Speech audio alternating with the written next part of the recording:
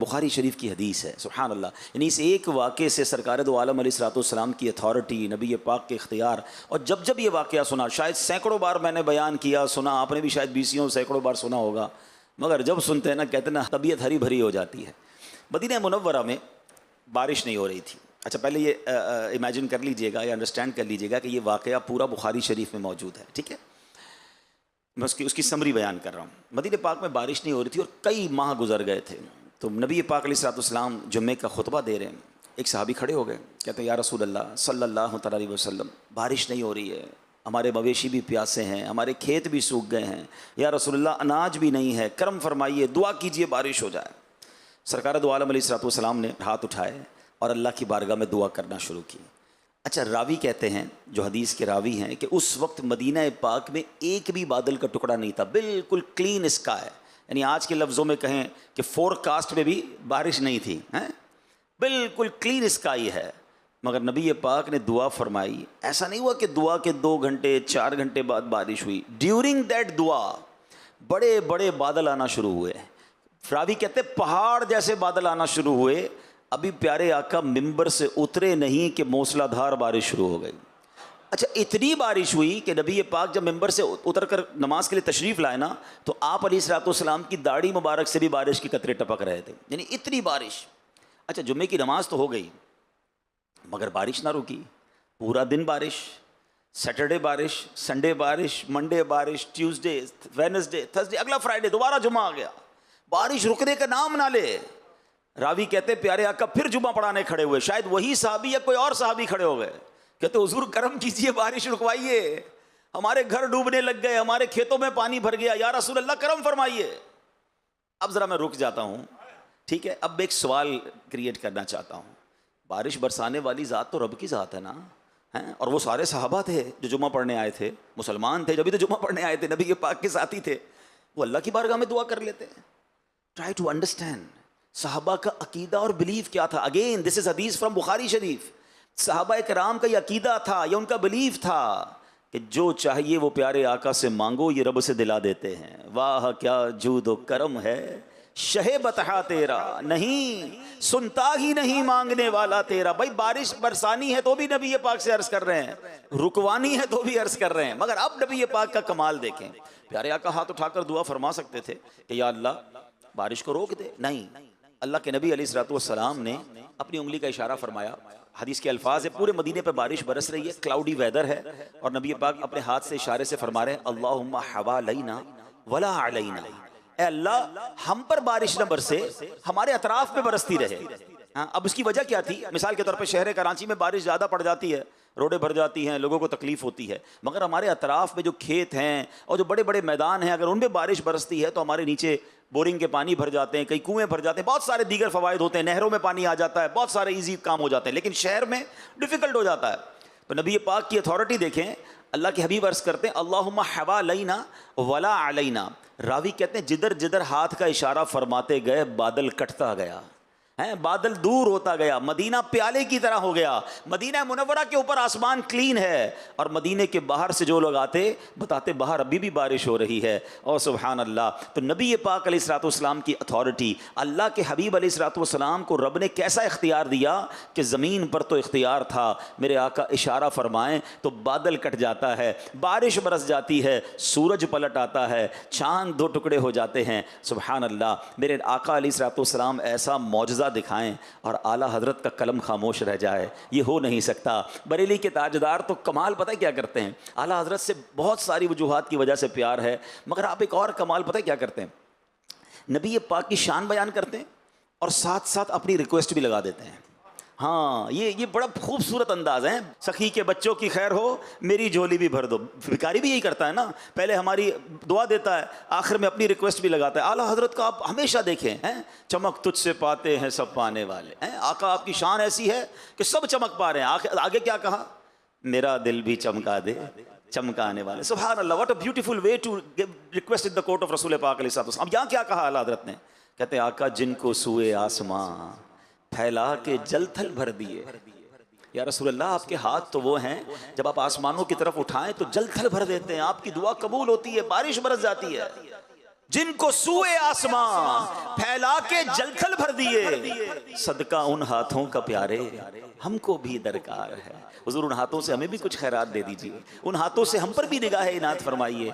सुभान अल्लाह। अल्लाह सैयदी आला हजरत के इश्क रसूल के सदके हमें भी इश्क रसूल की खैरात अता फरमाए। आज मैं इंशाअल्लाह एक वाक़या बयान करता हूँ और ये वाक़या कुरान मजीद फुरकान हमीद में है। अच्छा, इस वाक़े को बयान करने की मेरी दो नीयतें हैं।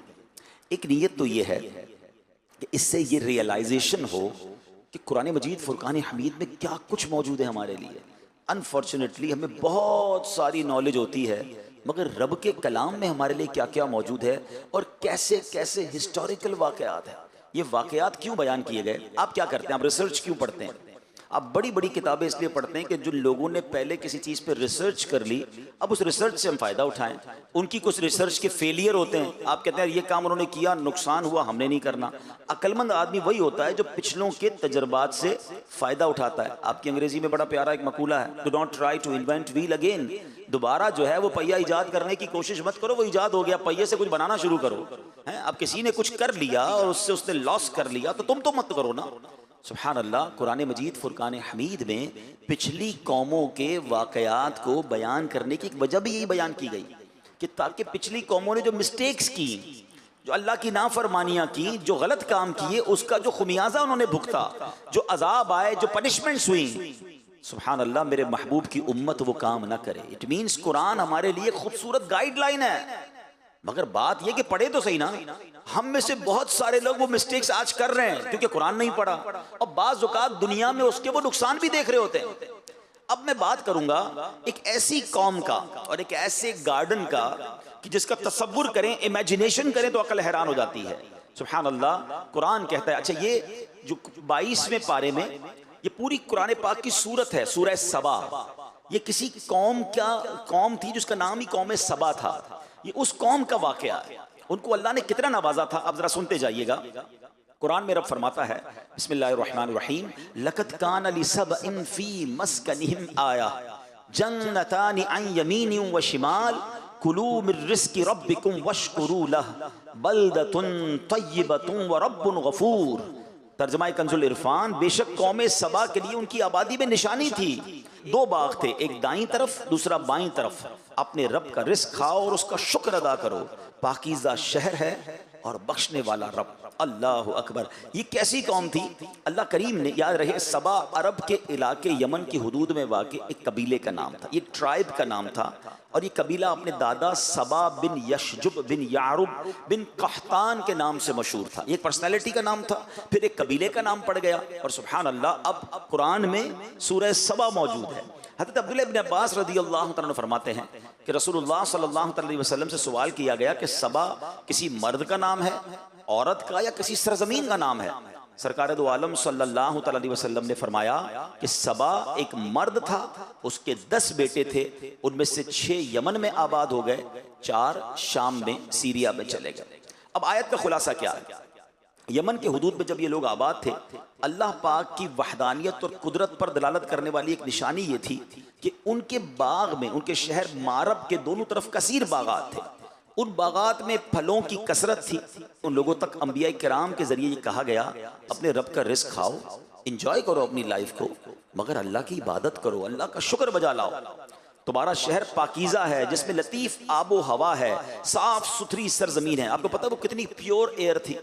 मैं भी पिछले दिनों न्यूजीलैंड गया, मेरे लिए बड़ी शॉकिंग बात थी। ये ज़रूर पता था कि वहाँ की आबो हवा बड़ी अच्छी है, मगर मुझे बताया गया कि न्यूजीलैंड की हवा जो है, या फिजी की जो हवा है, वो बाकायदा केन्स में पैक करके कई मुल्कों को एक्सपोर्ट की जाती है। मैं समझा मेरे साथ कुछ मजाक कर रहे हैं लोग, कह रहे हैं नहीं अब्दुल अबी भाई ऐसा ही है। चाइना में आप देखें कि ये बाकायदा जो $1 में, $2 में न्यूजीलैंड की हवा मिलती है, लोग उसको स्मेल करते हैं। मुझे फिर भी यकीन नहीं है, फिर मैंने इंटरनेट पर सर्च किया तो वाकई ऐसा था कि आज भी प्योर एयर की इतनी वैल्यू दुनिया में है कि कई लोगों को ये क्रेज़ होता है कि हम साफ़ सुथरी हवा लें। और मैंने वहाँ देखा लोग बड़ी लॉन्ग लाइफ जीते हैं, हवा बड़ी अच्छी होती है, सेहतमंद रहते हैं।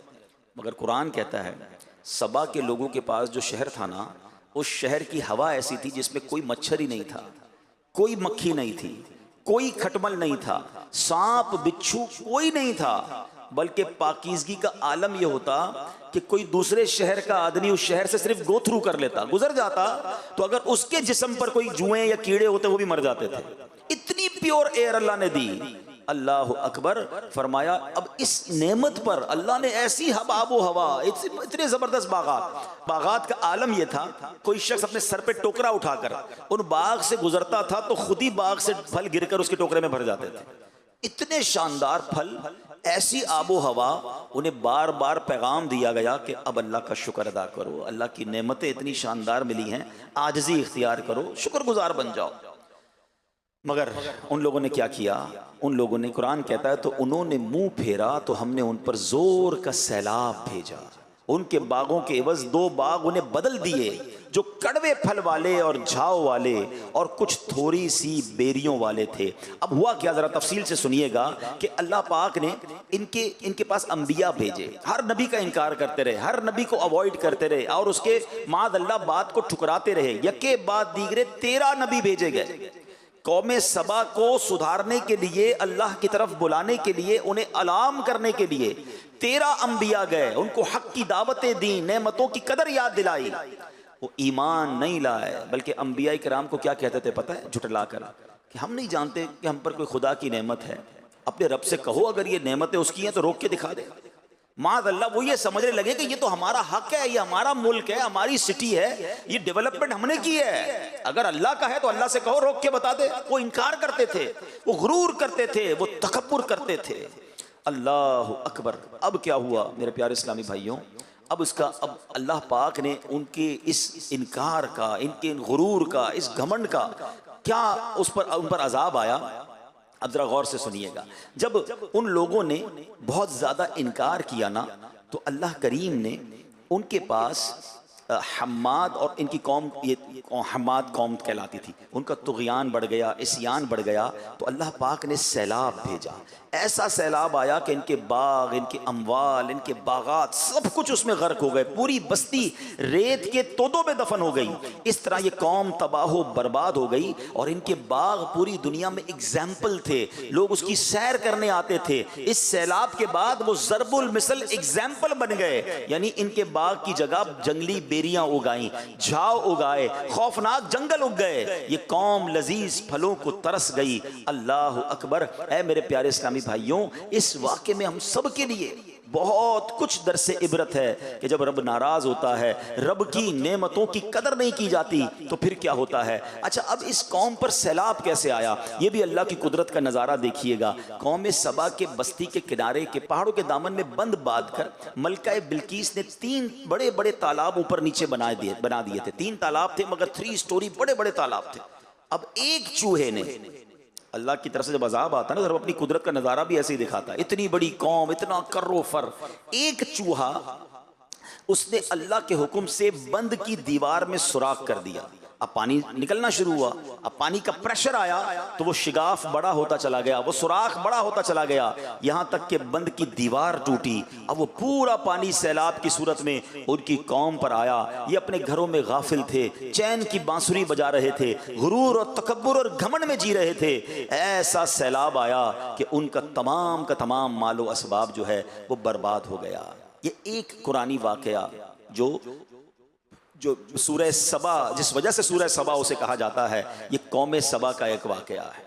एक और वाकया कुरान मजीद, एक्चुअली मैंने जैसे शुरू में कहा, इतनी ज़बरदस्त गाइडलाइन है हमारे लिए, हम पढ़े ना तो इतना कुछ सीखने को मिलता है। अच्छा, ये भी बाग वालों का ही वाकया है। अब जरा सुनिएगा, पहले कुरान पाक की एक आयत पढ़ देता हूँ, और ये आयत है 29वें पारे की सूरह कलम के अंदर, ठीक है। अल्लाह कुरान में फरमाता है, तर्जमा, बेशक हमने उन्हें जांचा जैसा बाग वालों को जांचा था, जब उन्होंने कसम खाई कि जरूर सुबह होते ही इस बाग को काट लेंगे। अब ये बड़ा अमेजिंग वाकया है कि ये बाग यमन के शहर सनआ से 2 फरसंग यानी 6 मील के फासले पर था। इस बाग का मालिक एक बड़ा नेक मर्द था। वो बाग के फल कसरत से फुकरा को देता था, बड़ी चैरिटी करता था। उसकी आदत ये थी कि जब बाग में जाता तो फ़कीरों को बुला लेता, गरीबों को बुला लेता, तमाम गिरे पड़े फल जो है फ़कीर ले लेते, फिर बाग में बिस्तर बिछा दिए जाते, फल तोड़े जाते, जितने फल बिस्तरों पर गिरते वो भी फ़ुकरा को दे दिए जाते, जो खालिस अपना हिस्सा होता उससे भी वो 10वां हिस्सा फ़कीरों को दे देता था। इस तरह खेती काटते वक्त उसने बहुत सारे फ़करा के हुकूक मुकर्रर किए हुए थे कि जब भी खेती कटेगी फ़कीरों को इतना दिया जाएगा, इतना फ़ीसद दिया जाएगा, बांटा जाएगा। बड़ा सखी आदमी था। उसके इंतकाल के बाद उसके 3 बेटे वारिस थे उसके। अब बेटे अब्बू की चैरिटी देखते थे, होना तो ये चाहिए था कि लेगेसी में अपने बाप की सखावत को कंटिन्यू करते। अब उन्होंने मशवरा किया कि अगर जितना अब्बू बांटते थे हम भी इतनी खैरात करेंगे तो हमारे हिस्से में तो कम आएगा, हमारे पास तो जो है वो पैसे कम हो जाएंगे, हम अल्लाह की राह में इतना बांटेंगे तो उन्होंने कहा ऐसा करें, कल हमारी खेती काटनी है। तीनों ने मिलकर कसम खाई कि सुबह जल्दी पहुंच जाते हैं, फ़कीरों को नहीं बताते जो हर बार आते हैं गरीब लोग, हम सारा माल खुद ही जो है ना वो काट के अपने पास रख लेंगे। सुबह अर्ली मॉर्निंग वो पहुंच गए अपने बाग। अल्लाह अकबर। फिर क्या हुआ, जब बाग में पहुंचे तो अल्लाह के हुक्म से रात एक आग उस बाग में आई और सुबह तक वो सारा बाग जल कर सियाह हो गया। ठीक है, जब सुबह ये अपने बाग में पहुंचे ना तो कहने लगे हम किसी और बाग में आ गए हैं, ये तो बाग है ही नहीं, यहाँ पर तो सब जल के खराख हो गया है, हम गलती से रास्ता भूल गए हैं। मगर आस पास की दीवारों और तमाम चीज़ों की जब निशानियाँ देखी तो कुरान कहता है इन्हें एहसास हो गया कि ये तो हमारा ही बाग था। और अब उन्हें एहसास हुआ कि हमने बुरी नीयत की, हमने अल्लाह की राह में खर्च करने से हाथ रोकने की नीयत की, हमने अल्लाह को नाराज़ किया और हमारा सब कुछ चला गया। उन लोगों ने फिर अल्लाह की बारगाह में रो रो कर तौबा की। तवील वाक़या, मैं उसको समराइज कर रहा हूँ। उन्होंने रो रो कर तौबा की। एक भाई कहता है कि मैं तुम्हें नहीं कहता था कि अल्लाह की तस्बीह क्यों नहीं करते, बुरे इरादे से तौबा क्यों नहीं करते, अल्लाह की नेमत का शुक्र क्यों नहीं बजा लाते। अब सब एक दूसरे की तरफ देखने लगे, रोने लगे कि वाकई हमसे मिस्टेक हो गई, हमने अल्लाह को नाराज किया, हमारा सब कुछ चला गया। हम अल्लाह की राह में थोड़ा देते थे, अल्लाह मल्टीप्लाई करता था, मगर हमने तो सभी ज़ाया कर दिया। अल्लाह अकबर। अब सब ने अल्लाह की बारगाह में तौबा की। सुभान अल्लाह। तफसीर कुरान में लिखा अल्लाह ने उससे बेहतर बाग उन्हें अता फरमा दिया, तौबा कबूल फरमाई और उससे बेहतर माल अता फरमाया, उसमें भी कसीर पैदावार होनी शुरू हो गई। These are the two beautiful incidents from Quran मजीद फुरकान हमीद। एक सूरह कलम में और एक सूरह सबा में। दोनों का मैसेज क्या है? मैसेज ये है कि मेरे पास जो कुछ है ना वो मेरे अल्लाह का है, मेरे पास अपना कुछ भी नहीं है। कभी कभी इतराना नहीं, कभी घमंड नहीं करना, मेरा नाम हो गया है, मेरी शोहरत हो गई है, मेरे पास पैसे आ गए, ये सब मैंने कमाया है, मैंने पहले स्टडीज की थी जनाब, अच्छे नंबरों से मैंने पास किया था, फिर मैंने एंटरप्रेन्योर के तौर पे काम शुरू किया, छोटी सी जॉब से काम शुरू किया, तरक्की करते करते आज मैं कंपनी की इस पोजीशन में हूं। वॉट एवर डिड, मैंने किया ये सब, मैंने कुछ नहीं किया, जो कुछ है मेरे रब का है। जिसने नाशुक्री करना शुरू की ना, जिसने इतराना शुरू किया, जिसके दिल में ये खप्त सवार हो गया कि जनाब ये मेरी स्ट्रगल है। अरे जनाब, अगर स्ट्रगल करने वाले ही कामयाब होते तो हमसे ज्यादा अक्लमंद लोग इस वक्त बेरोजगार हैं, हमसे ज्यादा अल्लाह के नेक बंदे परेशान भी हैं। अल्लाह ने मुझ जैसे गुनाहगार को इतना नवाज दिया। मुझे तो हर वक्त अपनी खताएं याद आनी चाहिए। मुझे एक बात का जवाब दीजिए, रिस्क कौन देता है? जवाब दो ना। अल्लाह देता है ना। पानी कौन देता है? ऑक्सीजन जो हम ले रहे हैं वो कौन दे रहा है? जो कुछ है वो रब दे रहा है। मुझे बताएं, अगर आपकी ऑफिस में, आप जहां भी जॉब करते हैं, कोई बंदा आपके सीईओ या डायरेक्टर या एचओडी की बात ना माने, जब भी वो कोई बात करे उसका उल्टा का जवाब दे, ऑलवेज वो बात का उल्टा काम करे, रोज मिस्टेक्स करे, क्या जो बाउंटीज, जो फैसिलिटीज जो उसको कंपनी में हासिल है वो बाकी रहेंगी? बंदा कहेगा ठीक है, जब आप कंपनी के लिए काम ही नहीं कर रहे तो आपकी जॉब खत्म, अपनी गाड़ी वापस करें, अपनी फैसिलिटीज वापस करें, तमाम प्रिविलेजेस खत्म कर दिए जाते हैं, बिकॉज आप कंपनी के रूल को फॉलो नहीं कर रहे, अपने हेड को जवाब नहीं दे रहे। मुझे एक बात बताएं, मैं सुबह और शाम अल्लाह की नाफरमानियां कर रहा हूं, वो तो मुझसे खाना नहीं रोक रहा, वो तो मुझसे ऑक्सीजन नहीं रोक रहा है। होना क्या चाहिए था? लॉजिक क्या कहती है? मेरी आंखें हराम देखती, अल्लाह की नाफरमानी करती, मैं अंधा कर दिया जाता, क्योंकि अल्लाह ने आंख दी थी ना। बट ए मेरे बंदे, मैंने आंख दी अपनी फरमाबरदारी के लिए, तू इन आंखों से गुनाह कर रहा है, रोशनी खत्म नहीं होता। हराम सुनता तो बहरा कर दिया जाता, हराम बोलता तो गूंगा कर दिया जाता, ये हाथ हराम के लिए उठते तो गिर जाते, ये पैर हराम के लिए चलते तो मैं लंगड़ा हो जाता। फ्रॉम माई डे वन, मैं तो जब से होश संभाला कितनी नाफरमानियां की अल्लाह की, वो अपनी मेहरबानियां रोक नहीं रहा, और मैं कहता हूं मैंने किया है, मैं यहां तक पहुंचा हूं। नहीं, सब कुछ मेरे रब का है। काश ये बात समझ आ जाए। एक कुरान पाक की मैं आयत का जुज़ पढ़ रहा था, अल्लाह अकबर, अगर ये बात समझ आ जाए ना, सुभान अल्लाह सुभान अल्लाह। कुरान मजीद में अल्लाह करीम ने खुद फरमाया है, और काश ये बात हमारे दिल में उतर जाए कि सब कुछ हमारे रब का है, जो कुछ है वो हमारे मालिक का है। अल्लाह करे कि ये बात हम समझ लें तो फिर इंशाअल्लाह चीज़ें समझना शुरू हो जाएंगी। तो ऐ मेरे प्यारे इस्लामी भाइयों, हमें अपनी इन तमाम बातों को समझना भी है और आइंदा इतराना नहीं है, शुक्रगुजार बनना है। अगर आप चाहते हैं ना कि आपकी मेरी इज्जतों में तरक्की हो जाए, सुभान अल्लाह, कुरान में अल्लाह फरमाता है अल वलायतु लिल्लाहिल हक। खुद रब ने कुरान में फरमा दिया तमाम इख्तियार सच्चे अल्लाह का है। ये इधर नक्श कर लो, अल वलायतु लिल्लाहिल हक, तमाम इख्तियार सच्चे अल्लाह का है, मेरा कुछ नहीं है। वो पंजाबी शायर कहते हैं ना, जे चावे ते राह जांदे नू तख्त अता फरमावे, जे चावे ते राह जांदे नू तख्त अता फरमावे, जे चावे ते शाह कोलूं दर दर खैर मंगावे। रब चाहे ना तो रोड पर चलने वाले को बादशाह अता फरमा दे, और रब चाहे तो बादशाह को पल में फकीर बना दे। हमारी कोई औकात नहीं है। अच्छा, फिर बाज़ औकात बंदा को जब बन जाता है ना तो फिर कैलकुलेटर से ज़िंदगी गुजारता है, यार इतने पैसे तो हो गए कि 10 साल तो कुछ नहीं होना है, अब इतने करने के 100 साल तक कुछ ना हो, हैं पैसे इतने हो जाएं कि बच्चे भी सुख से खाएं। अब जनाब मेरे पास इतना है कि मेरी नस्लें खाएं तो ख़त्म नहीं होंगी। ये बंदा फिर आहिस्ता आहिस्ता होना तो क्या चाहिए था कि रब ने दिया ना, मैं और शुक्रगुजार होता, मैं और आजिज़ी का इजहार करता। मगर अब बंदा कहता है मेरे पास तो इतना आ गया कि अब टेंशन ही नहीं है, कोई नहीं करनी जॉब, भाई क्यों किसी की बात सुनूं। मैं नहीं कहता तरक्की ना करें, मगर घमंड तो ना लाए ना अपने अंदर, अल्लाह से तो जुड़े रहे, उसकी बारगाह से ताल्लुक तो कम ना हो जाए, उधर से कनेक्शन तो और बढ़ना चाहिए। अकल भी ये कहती है कि वो अताएं बढ़ाए तो हम सजदे बढ़ाएं, वो अताएं बढ़ाए तो हम शुक्र बढ़ाएं। मगर हो क्या रहा है कि वो अताएं बढ़ाता है, हम खताएं बढ़ाते हैं। जब अब पैसे थोड़े थे, मकाम छोटा था, जॉब छोटी थी, तो गुनाह भी थोड़े थे। जैसे जैसे जनाब तरक्की होती गई, काश नेकियों में तरक्की होती, गुनाहों में तरक्की होने लगी। भाई मैं तो इंतजार में था यार, इतने पैसे आएंगे तो ये वाली अय्याशी करनी है, ये वाला काम हो जाए तो ये वाला गुनाह करना है। ये क्या कर रहे हैं हम? लॉजिकली भी आपका बॉस आपके ऑफिस में कोई आपको अच्छी इंसेंटिव दे, अच्छा बोनस दे, आप थैंक्स करते हैं, आप कहते हैं यार ऑलवेज इस बंदे ने मुझे मेरा साथ दिया है, मैं अब इस कंपनी को कभी नुकसान नहीं पहुंचाऊंगा, अपने बॉस को कभी नाराज नहीं होने दूंगा, ये मुश्किल वक्त में मेरे काम आया था। बिल्कुल ठीक है, दुनिया में जो अच्छा करे उसके साथ अच्छा ही बर्ताव करना चाहिए, मगर सिर्फ दुनिया में। जिस रब ने बचपन से लेकर आज तक मुझे अताएं फरमाई, पैदा होने से लेकर अब तक मैं उसकी नेमतों के बोझ तले दबता जा रहा हूं, वो नाराज हो जाए, उसकी कोई फिक्र नहीं। और ये कभी खप्त सवार ना करना कि मेरा बहुत कुछ है और मैं जनाब अब मुझे कुछ नहीं हो सकता। कौमे सबा का वाकया बता रहा है, ये बाग वालों का वाकया बता रहा है। चले आप कहेंगे अब्दुल हबीब भाई ये तो हजारों साल पुराने वाकया सुना रहे हो, 2022 की बात है ना, तुर्किया में जलजला आया है, मैं खुद विटनेस हूं उस अर्थक्वेक का। 40 सेकंड 40 सेकंड के अंदर क्या हुआ, अरबपति लोग रोड पे आ गए, फैक्ट्रियां तबाह हो गई विद इन 40 सेकंड्स, बिल्डिंगें गिर गई। मैंने एक रात गुजारी है, मैंने जिंदगी में बहुत ट्रेवल किया है, ये वक्त नहीं है इस पर बात करने का, मगर मैं उस रात को नहीं भूलता हूँ।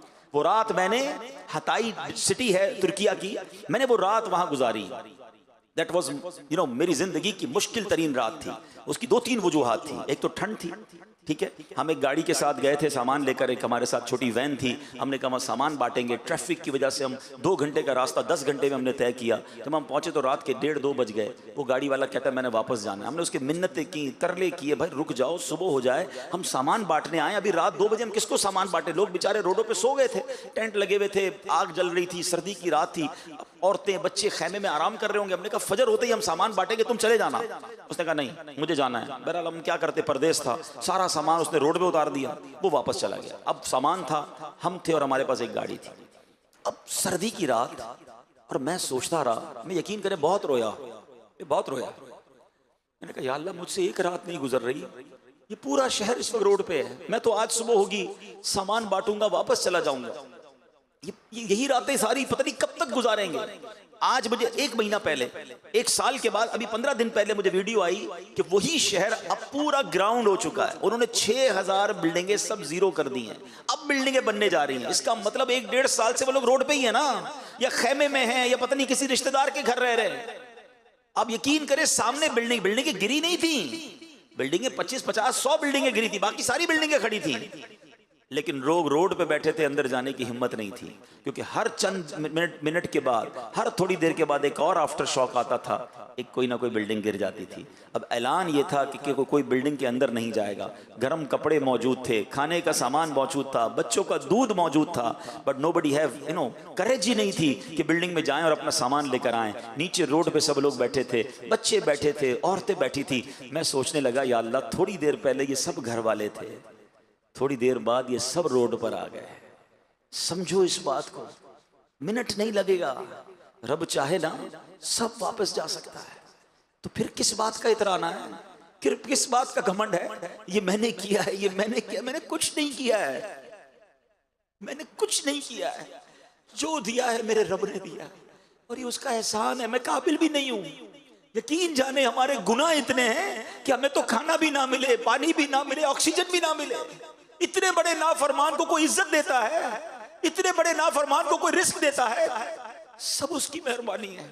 और सुभान अल्लाह, जो इसको मान लेता है ना, जो इसको एक्सेप्ट कर लेता है, सुभान अल्लाह। सच बताओ, हमें कोई नेमत दे, कोई तोहफा दे, हम उसका शुक्रिया अदा करें। हमने कोई कमाल नहीं किया, अरे उसकी मेहरबानी थी। मगर इस रब की शान देखो कि अगर कोई मान लेना कि मौला तेरी मेहरबानी है, तेरा शुक्र है, फिर वो कुरान में एक और इनाम का ऐलान फरमाता है, ला इन शकरतुम लअज़ीदन्नकुम। मेरा शुक्र अदा करो, मैं तुम्हें और अता करूंगा। मेरा शुक्र अदा करो, मैं तुम्हें और अता करूंगा। इट मींस अगर हम इसमें मल्टीप्लिकेशन चाहते हैं कि मेरी इज्जत बढ़ती रहे, मेरी शोहरत बढ़ती रहे, मेरी दौलत बढ़ती रहे, मेरी नेमतें बढ़ती रहें, फॉर्मूला एक ही है कि दोस्ती कर लो अल्लाह से, एहसान मानो उसका, शुक्र अदा करना शुरू कर दे। हाँ, और जो शुक्र नहीं करते ना, हजरत हसन बसरी रहमतुल्लाह तआला फरमाते हैं कि जो बंदा अल्लाह की नेमत का शुक्र अदा नहीं करता ना, तो अल्लाह करीम उसी नेमत को अजाब बना देता है। अब ये बड़ी अजीब बात है कि नेमत अजाब कैसे बन सकती है। मैंने जब ये रिवायत पढ़ी तो मैं सोचने लगा कि नेमत अजाब कैसे बन सकती है। हाँ, नेमत अजाब बनती है। पैसा नेमत है ना, हर बंदा दुआ करता है अल्लाह माल में बरकत दे। मगर हमने देखा कि कुछ लोगों के पास माल नहीं था, वेरी वेरी इजी लाइफ गुजार रहे थे, मजे में थे, थोड़ी बहुत डिफिकल्टी थी पैसा ना होने की वजह से, मगर जब माल आया ना, उनकी लाइफ ही बदल गई, टेंशन ही बढ़ गई हैं। पैसे वाले तो हो गए, सुकून चला गया है, कोई माल छीन के चला गया, कोई कब्जा कर लिया, माल ले किडनैप कर लिया गया। अरे माल आया तो परेशान हो गया। कहीं ऐसा तो नहीं कि माल मिला तो नाशुक्री करना शुरू कर दी, माल ही अजाब बना दिया गया। ज़ौजा, वाइफ बड़ी नेमत है। कई लोग दुआ करते हैं, अच्छी बात है, अच्छी बीवी वाकई अल्लाह की बहुत बड़ी नेमत है। मगर हमने देखा कई लोगों की शादी से पहले लाइफ ठीक थी, मगर शादी के बाद ऐसा हुआ कि पूरी जिंदगी बर्बाद होकर रह गई। क्या हुआ? कहीं ऐसा तो नहीं कि शादी करते वक्त अल्लाह की नाशुक्री कर ली थी, यही बीवी, यही रिश्ता अजाब बना दिया गया। औलाद कितनी बड़ी नेमत है, दुआ करता है बंदा जो बे औलाद होता है। मगर हमने देखा कि कई औलाद, बच्चा हुआ, बड़ा हुआ, बाप को ही मार के घर से निकाल दिया। ऐसा बेटा मिला कि बाप को ही जलील करके रख दिया। अरे औलाद अजाब बन गई। इट मीन्स वो रब की कुदरत है, नेमत दे, सुभान अल्लाह, शुक्र करना, वरना कहीं ये नेमत छीन ना ली जाए या इसी नेमत को हमारे लिए तकलीफ का बाइस ना बना दिया जाए। भाई मेरे प्यारे इस्लामी भाई, हमें ज़िंदगी अब गुजारनी है, जितनी रह गई है शुक्र में गुजारनी है। हाँ, अल्लाह की फर्मा बरदारी में गुजारनी है। अब आते हैं शुक्र है क्या। अब ये तो शायद अंडरस्टैंड कर लिया होगा सबने कि हाँ यार शुक्रगुजार बनना है। अच्छा, अब शुक्र की भी डेफिनेशन समझनी ज़रूरी है। हम समझते हैं कि जनाब तस्बीह पकड़ी, अल्हम्दुलिल्लाह अल्हम्दुलिल्लाह, या अल्लाह तेरा शुक्र, या अल्लाह तेरा शुक्र, ये शुक्र है। यकीनन this is the one way. एक तरीका ज़रूर है कि ज़बान से अल्लाह ताला का शुक्र अदा किया जाए। मगर मैं आपको एक लॉजिकली बात समझाना चाहता हूँ। किसी बाप का कोई बेटा हो और वो कहे कि जनाब मुझे अपने वालिद साहब से बड़ी मोहब्बत है, वालिद साहब का बेटा जल्दी घर आ जाना, अब्बा घर पे जल्दी नहीं आऊँगा, आपसे मोहब्बत बड़ी है, बेटा ये वाला काम कर दो, मैंने काम नहीं करना है, आपसे मोहब्बत बड़ी है, बेटा ये कब कर दो, ये काम मत करना मैंने यही काम है, मगर आपसे मोहब्बत बड़ी है। आप कहेंगे यार मजाक हो रहा है, जबान से कही जा रहा है मोहब्बत बड़ी है, बात एक नहीं मान रहा। बात समझ रहे मेरी? यानी ये कैसी मोहब्बत है कि जबान से जारी है, अमल उसके खिलाफ है।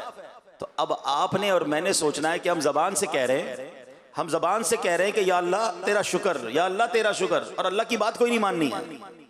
तो उलमा कहते हैं एक्चुअल शुक्र यह है कि बंदा रब की नाफरमानी ना करे।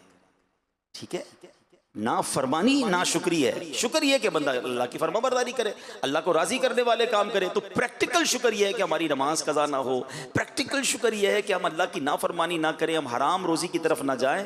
तो जो प्रैक्टिकल फरमाबरदार बन जाता है ना अल्लाह का, एक्चुअल शुक्रगुजार भी वही होता है। या अल्लाह तेरी मेहरबानी, तूने इतना अता किया। हमें रब का नाफरमान नहीं बनना है। नाफरमानी करेंगे तो फिर ऐसा ना हो कि हम जो है वो अपनी नेमतों को खुद खो दें।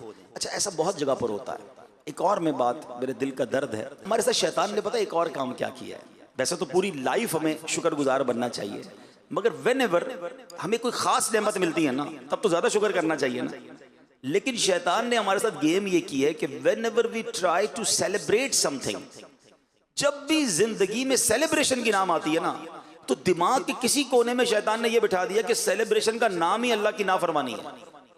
कमाल है यार। हमारा ईमान और अकीदा है कि देने वाली जात रब की है, मगर जब भी वो देता है, अब आप कहेंगे यार ऐसी कैसी बात कर रहे हैं, हम कहाँ सेलिब्रेशन में गुनाह करते हैं। चलें जरा स्टार्ट लेते हैं। बच्चा पैदा हुआ, बर्थडे करनी है, बहुत अच्छी बात है, अल्लाह की नेमत है औलाद। बर्थडे में क्या करते हैं, खामा खाई भाई। कौन कहता है केक ना खाएं, कौन कहता है आप दोस्तों को दावत ना करें, जायज़ तरीके से कर लें भाई। उसमें गाने बाजे म्यूजिक डालकर अल्लाह की नाफरमानी, बच्चे की खुशी में भी रब को नाराज कर रहे हैं। यही बच्चा बड़ा हो गया, अब शादी करनी है। सच बताओ, शादी में कौन सा गुनाह है जो हम नहीं करते हैं, कौन सी नाफरमानी है जो हम नहीं करते हैं, और उस नाफरमानी की वजह से हम रब को नाराज। हालांकि कितनी बड़ी नेमत है शादी। अब आप बताएं ना, फिर हम कहते हैं यार हजारों लाखों रुपए खर्च किए मगर शादी के बाद खुशी नहीं मिल रही है, हैं जनाब, औलाद नहीं हो रही है, मियाँ बीवी में प्यार नहीं है। आप सोचिए आपने इस खुशी में रब को नाराज कितना किया है। ये खुशी में तो सदके बढ़ाने चाहिए थे ना। हमारे एक बहुत अच्छे दोस्त हैं, रिश्तेदार भी हमारे, बहुत अल्लाह ने माल दिया उनको। उनके बच्चों की शादी में एक बार जाना हुआ तो बड़ा नॉर्मल सा फंक्शन था, बड़ी नॉर्मल सी दावत थी, और एक ही दावत की उन्होंने, वो लंबी लिस्ट भी नहीं थी दावत की। तो किसी ने पूछा कि आप इतना खर्च नहीं किया आपने बच्चे की शादी पर, आप तो करोड़ों रुपए खर्च कर सकते हैं। कहता हाँ मैं करोड़ों कर सकता हूँ, मगर मैंने सोचा कि मैं करोड़ों रुपए अपनी बच्चों की शादी पर गलत कामों पे लगा दूं। अब मेरा फार्मूला ये है कि मैं अपने हर बच्चे की शादी में 2 गरीब बच्चों की शादियां कराता हूँ, और उसका फायदा ये होता है कि वो 2 जोड़े जो है ना सारी जिंदगी मेरे बच्चे के लिए दुआ करते रहते हैं, अल्लाह इसको खुशियां दे देता है। भाई खर्च करने के और भी तो तरीके हैं ना, सेलिब्रेशन के और भी तो अंदाज हैं। असल में हम पता नहीं किधर खो गए हैं कि जब भी अब नया कारोबार लिया, कारोबार की ओपनिंग सेरेमनी देखें, वो म्यूजिकल शो हो रहा है। क्यों हम गलत चीज शामिल कर, कुरान खानी कर ले भाई। अच्छा आपको कुरान खानी नहीं करनी, दावत खिलाई, दावत तो खिला ले, अच्छी नीयतों से खिलाएंगे, इसका भी सवाब मिलेगा। मगर हराम चीज को क्यों इन्वॉल्व करते हैं, क्यों अपने रब को नाराज करने वाले हम काम करते हैं। तो अल्लाह करे कि आज के इस मुख्तसर से बयान में कुरान के इन 2 वाक़यात से हम ये सबक हासिल कर लें। पहले तो ये दिल में हमें हर वक्त ख्याल होना चाहिए कि मेरा कुछ भी नहीं है, सब कुछ मेरे रब का है, और वो जब चाहे वापस ले सकता है। जब ये ख्याल आ जाएगा ना तो फिर अकड़ नहीं आएगी, फिर गुरूर नहीं आएगा, फिर तकब्बुर दिल में नहीं आएगा कि मैंने सब कुछ किया, मैं सुपीरियर। तो कुछ भी नहीं हुई, मुझ पर मेहरबानियां हो रही हैं, मुझ पर एहसान हो रहे हैं, मुझ पर करम नवाजियां हो रही हैं। ए मालिक ये जारी रखी हो, ये वापस मत ले लेना। अल्लाह के नबी अलैहिस्सलाम की दुआ पढ़े ना, अल्लाहुम्मा इन्नी अऊज़ु बिका मिन ज़वाली निअमतिक। हदीसों में ये दुआ मौजूद है, ए अल्लाह मैं ज़वाले नेमत से तेरी पनाह मांगता हूँ। ये मांगा करो दुआएं, ये नेमतों को ज़वाल लगने में देर नहीं लगती। बस अल्लाह करे कि हम शुक्रगुजार रहे। मिटा दे अपनी हस्ती को अगर कुछ मर्तबा चाहे, मिटा दे अपनी हस्ती को अगर कुछ मर्तबा चाहे, कि दाना खाक में मिलकर गुले गुलजार होता है। आजी का अंदाज इख्तियार करेंगे, अल्लाह तआला की अता फरमाएगा। नबी पाक अलैहिस्सलाम की एक और बड़ी प्यारी दुआ है, इससे अंदाजा होगा कि अल्लाह के हबीब अलैहिस्सलाम दुनिया से आपका ताल्लुक कैसा था और रब से ताल्लुक कैसा था। और ये दुआ एक्चुअली टीचिंग भी है हमारे लिए। दुआ क्या है, अल्लाहुम्मा इन्नी अऊज़ु बिका मिन दुनिया तमनउ खैरुल आखिरा। ए अल्लाह पाक मैं ऐसी दुनिया से तेरी पनाह चाहता हूँ जो आखिरत की भलाई से रोक दे। दुनिया दुनिया दुनिया, सुबह शाम दुनिया, सुबह शाम माल, सुबह शाम जनाब दुनिया के ख्वाब, और आखिरत भुलाए बैठे। अल्लाह के हबीब क्या अर्ज कर रहे हैं, अल्लाह मैं ऐसी दुनिया से तेरी पनाह चाहता हूँ जो आखिरत की भलाई से रोक दे। अब आगे सुनिए, व अऊज़ु बिका मिन हयातिन तमनउ खैरल ममात। अल्लाह ऐसी जिंदगी से तेरी पनाह मांगता हूँ जो अच्छी मौत से रोक दे।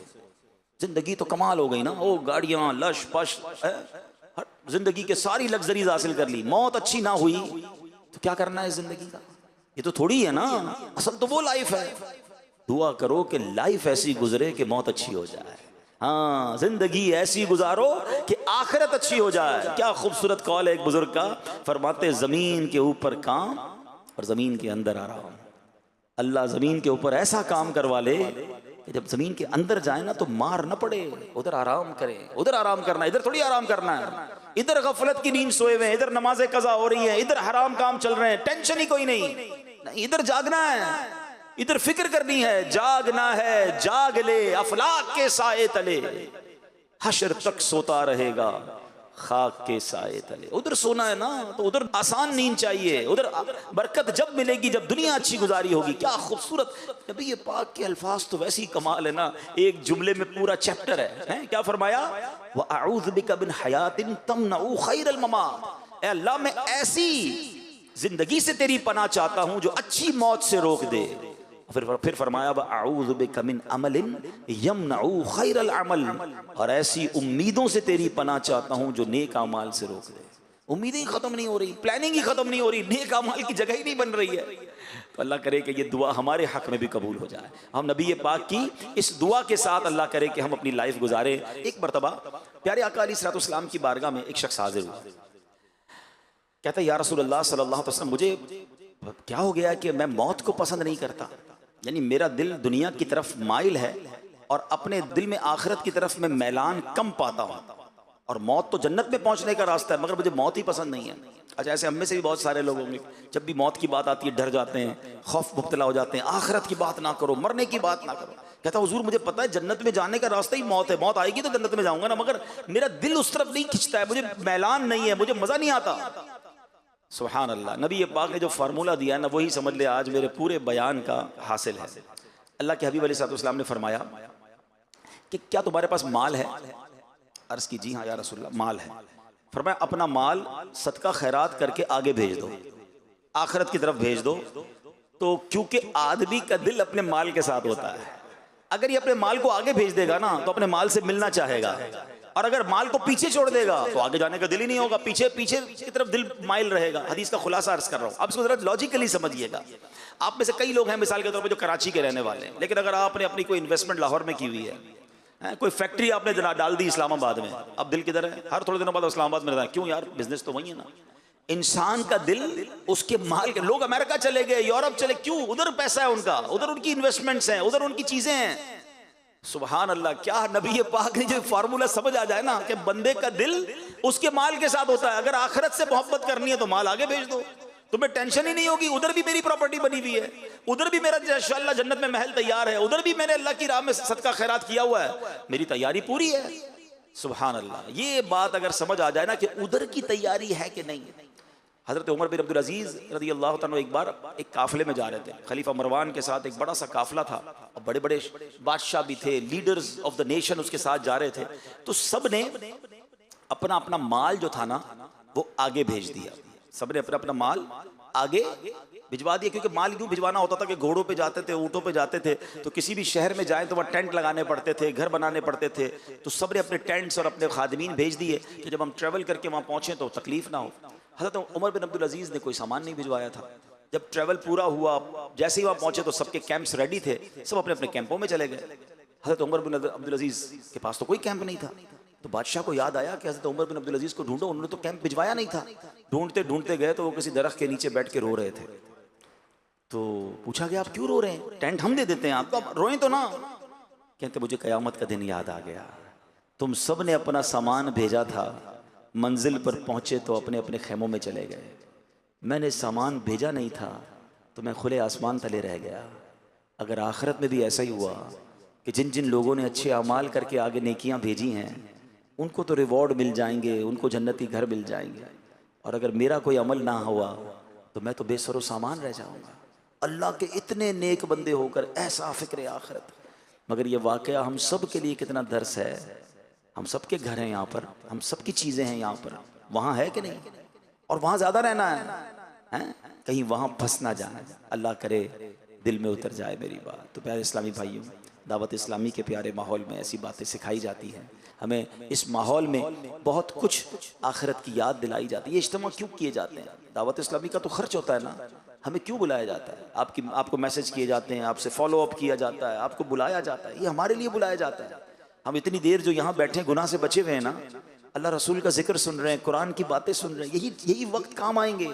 और काश ये बातें दिल पे असर हो जाएं और हमें यकीन हो जाए कि जो कुछ है मेरे रब का है और अब मैंने ज़िंदगी उसी की फरमाबरदारी पे गुजार रही, फिर तो सुभान अल्लाह। तो इस माहौल से वाबस्ता रही है। सल्लल्लाहु अलैहि हबीब सल्लल्लाहु अलैहि